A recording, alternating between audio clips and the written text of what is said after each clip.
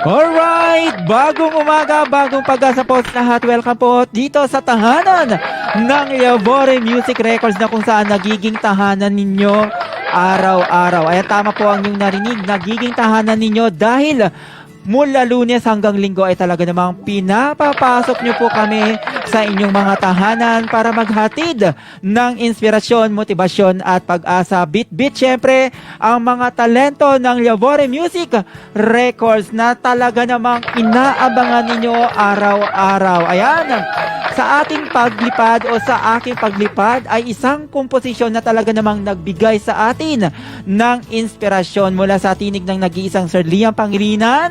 Palakpakan natin guys ang ating co-founder na muling magbibigay at maghahatid ng magagandang awitin ngayong araw. Magandang umaga, Sir Liam.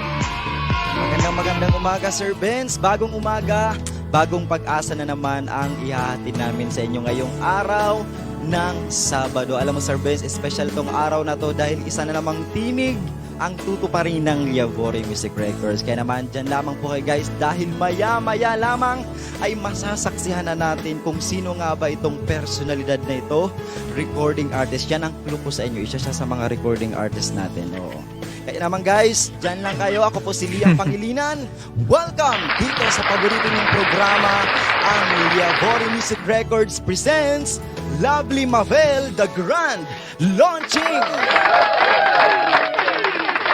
Yes, tama ka dyan, Sir Liam Pangilinan. Isang recording artist na naman ang matutupad ang pangarap. Dasal niya noon, maisa sa katuparan na niya ngayon ang pagkakaroon ng isang maganda at orihinal na awitin na ipinagkatiwala ng Yabore Music sa kanya. Ilang buwan na rin naman siya na naging artist, pero sa pagkakataong ito, natupad na niya ang pagbibigay ng magandang tinig sa ating lahat. Diba, Sir Liam?